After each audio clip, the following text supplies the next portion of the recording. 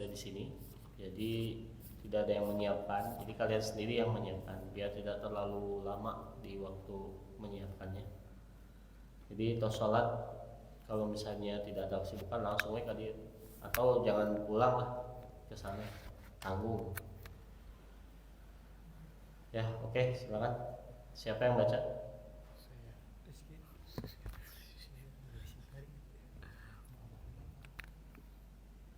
Sanian. Ya, Sanian. Sanian at-tamarrudu ala sunnati alamatu insilahi minal alamatul insilahi minal imani. Fil Qur'ani ayatun tusarrihu bi anna tamarruda ala sunnati alamatul insilahi minal imani wa annal muslima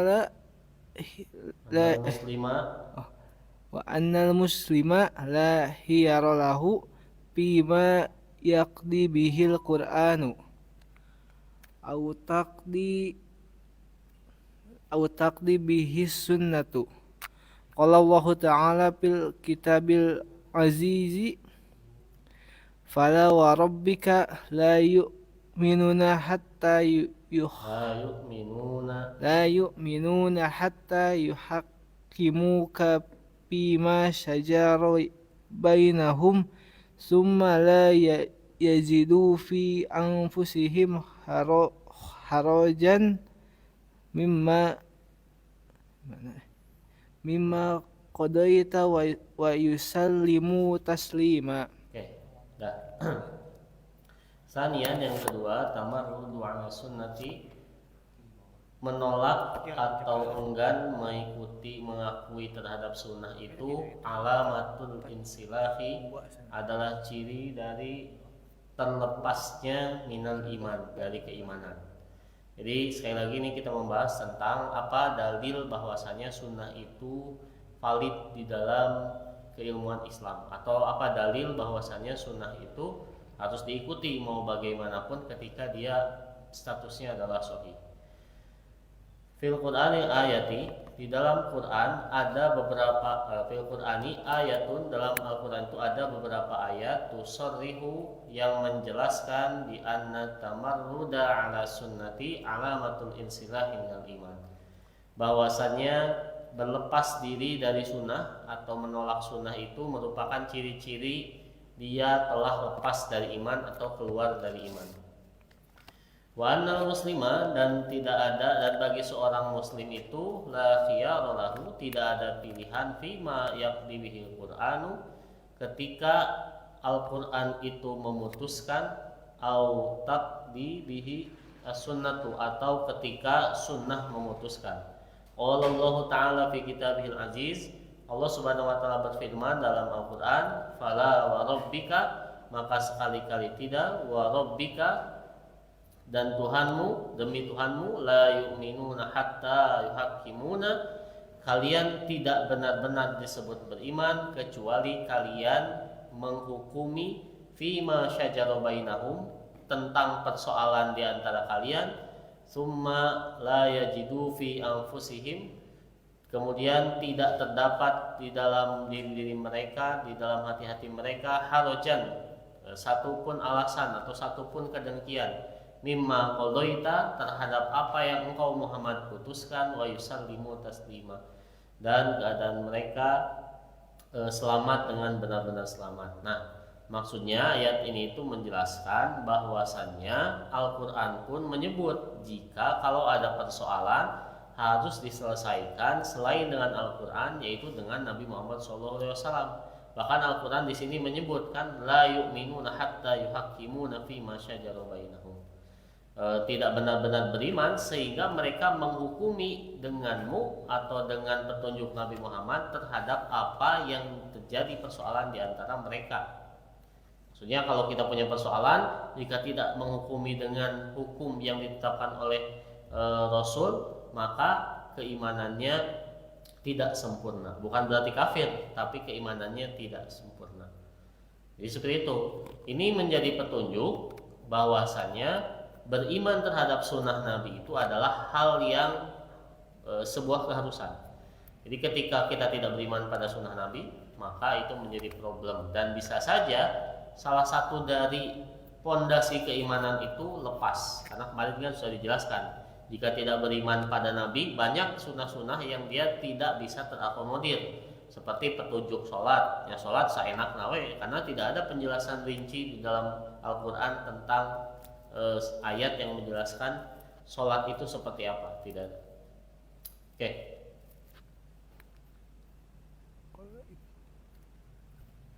Lanjut. Qala Ibnul Qayyim aqsamallahu subhanahu wa ta'ala binafsihi ala nafil imani anil ibadi hatta yuhaqqimu rasulahu fi kulli ma sajaru bainahum minad daqiqi wal jalili walam yaktafi fi imanihim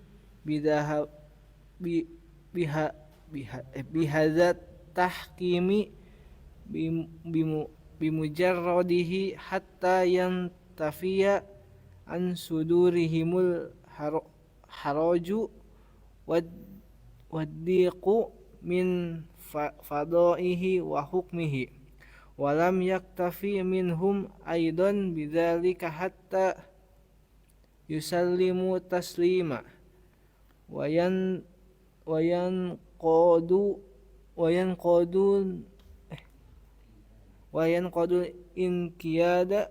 Dan oke.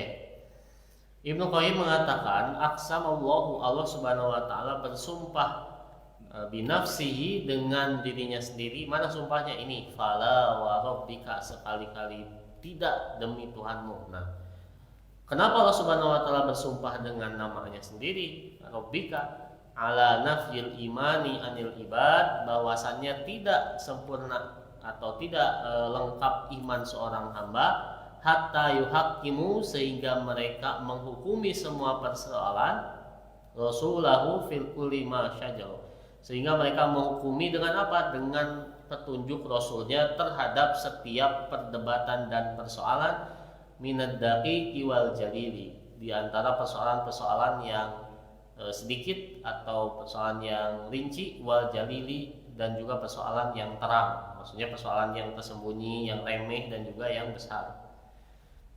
Walam yaktafi, dan tidak mencukupi, fi imanihim dalam keimanan mereka, bihadat tahkim, dengan penghukuman ini, bimujarradihi hatta yantafi an sudurihimul haraj, sehingga mereka itu rasa berat di dalam hatinya itu menghilang.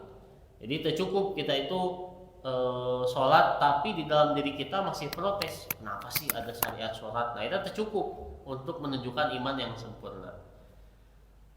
Min qadaihi, dari keputusan-keputusan dari Rasul, wa hukmihi, dan hukum-hukum dari Rasul, walam yaktafi, dan juga tidak juga cukup, minhum, bagi mereka, bidzalika, dengan hal tersebut, hatta yusallimu taslima, sehingga mereka itu benar-benar menerima dengan keadaan yang selamat, mereka benar-benar aman dari penerimaan keputusan Rasul itu, wayan kodu, dan mereka itu tunduk inqiyadan, dengan ketundukan yang pasti.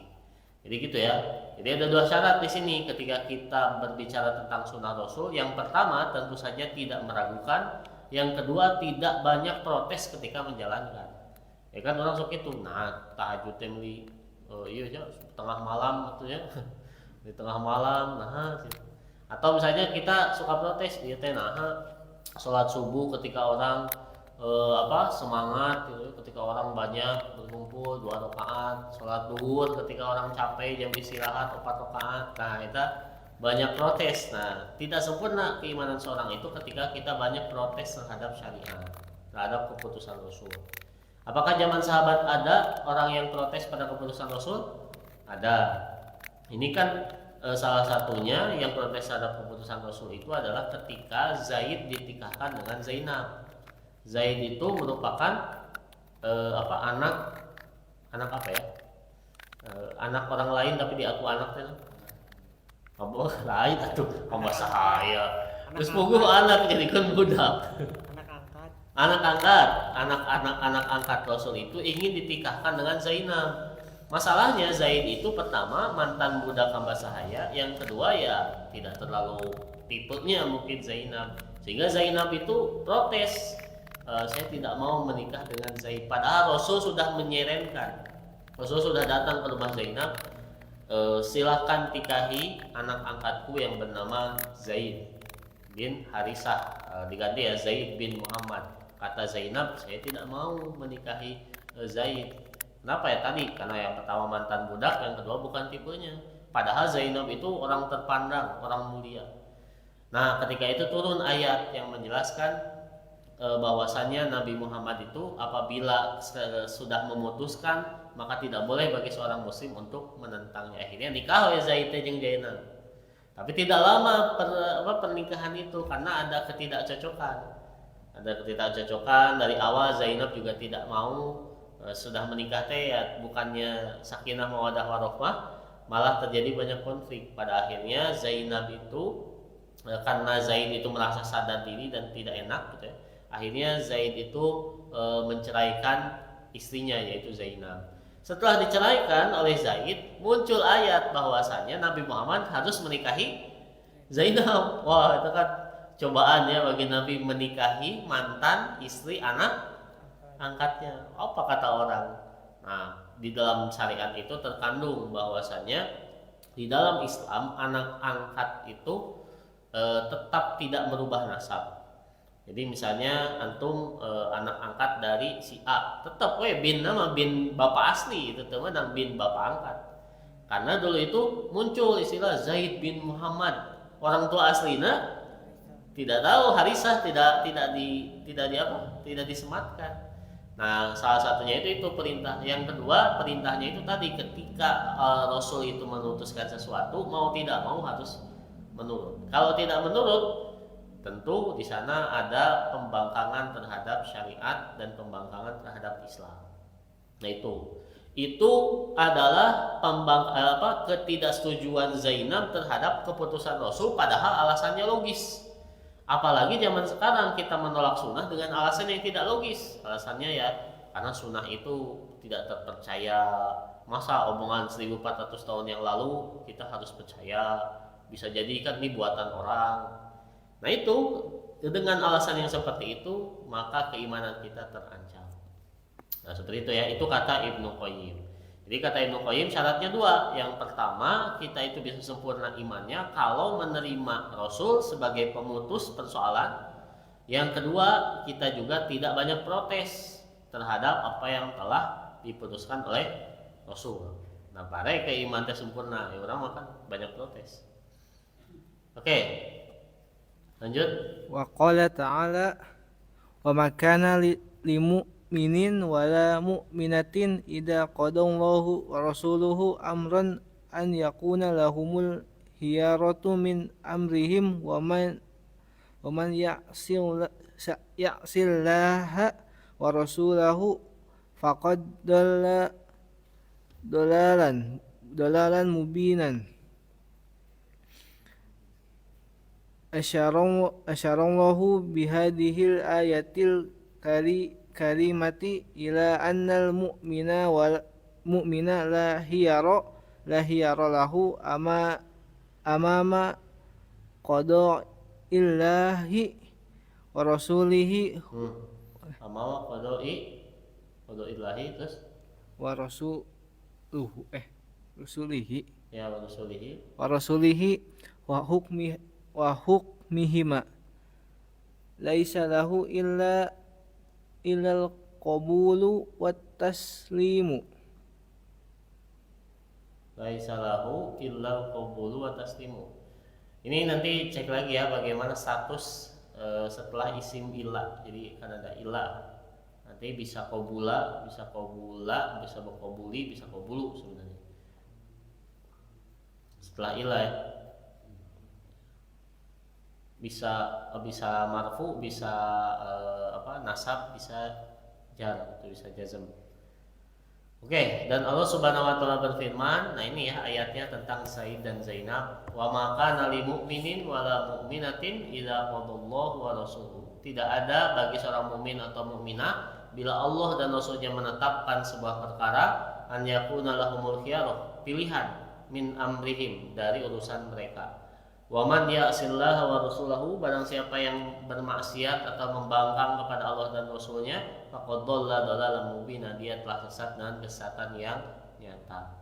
Ingat ya, dalam bahasa Arab pilihan kalau katanya memakai kata khoyar, kan khoyr ya, khoyr itu baik ya, khiyaroh itu pilihan yang baik.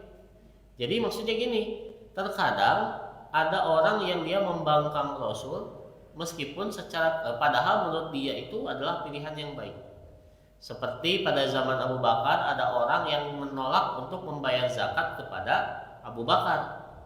Nah itu secara logika penolakan itu masuk akal. Kenapa? Karena dia ingin membagikan zakat tidak disetorkan pada pemerintah, tapi disetorkan kepada kaumnya masing-masing. Nah Abu Bakar pada saat itu beristihad. Meskipun alasannya baik ya, dia tidak korupsi dengan uang zakat. Ngomong ayo nanya uang haji dikorupsi.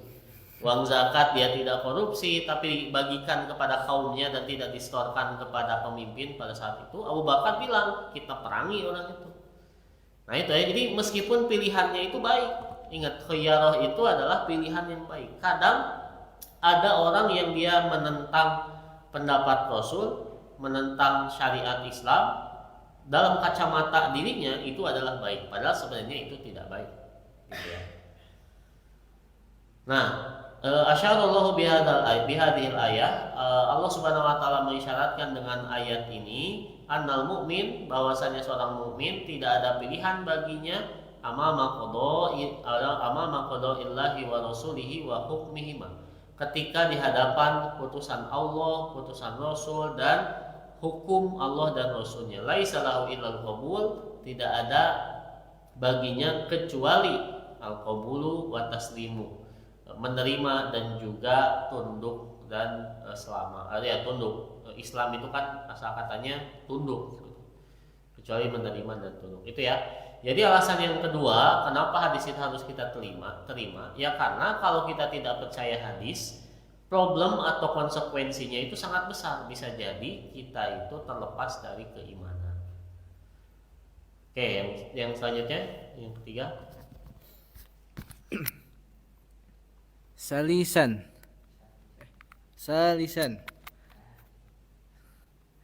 Ar-Rasulu mustaqillu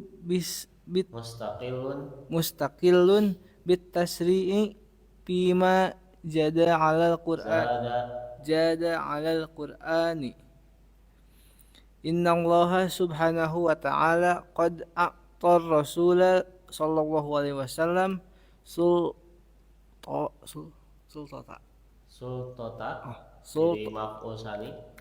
sultatat tashri'i fayuhallilu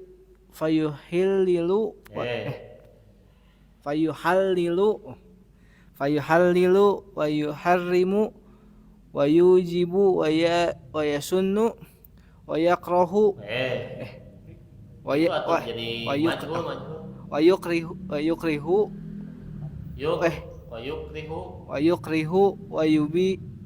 yubihu. Qala ta'ala alladzi yattabi'una rasul wa yasunnu wa yukarrihu, itu misalnya mazid. Bukan ini, bukan flood. Wa yasinnu wa yukarrihu wa yubihu. Qala ta'ala alladzina yattabi'una rasulan nabiyyal ummiyal ladzi yajidunahu man maktuban indahum fit tawrati wal injili ya'muruhum bil ma'rufi wa yanhahum 'anil munkari wa yuhillu lahumut thayyibati wa yuharrimu 'alaihimul khaba'isa wa yad'u anhum israhum wal aglalat والأغلال التي كانت عليهم فالذين آمنوا به وعزروه ونصروه واتبعوا النور الذي أنزل معه أولئك هم المفلحون. Oke. Salisan yang ketiga, Rasul itu mustaqilun, menyendiri atau punya hak teoregratif ya kalau bahasa ilmiahnya itu. Mustaqilun itu punya hak lah gitulah bahasa mudahnya. Bit tasyri'i, untuk membuat syariat, fi ma zada 'alal Qur'an, terhadap apa-apa yang ditambahkan dari Al-Qur'an. Innallaha, sesungguhnya Allah Subhanahu wa taala, qad a'tar rasula. Ingat ya kemarin a'ta itu salah satu fi'il yang dia bisa punya dua maf'ul. Maf'ul bih ya. Sesungguhnya Allah Subhanahu wa taala memberi kepada Rasulullah SAW apa yang diberi? Sultata, kekuasaan at-tasyri'i, untuk membuat syariat. Kemudian fayuhallilu, kemudian Rasul itu menghalalkan atau memberikan garansi, memberikan syariat boleh terhadap sesuatu. Halal itu bukan wajib ya, halal itu boleh. Wa yuharrimu, dan Rasul juga mengharamkan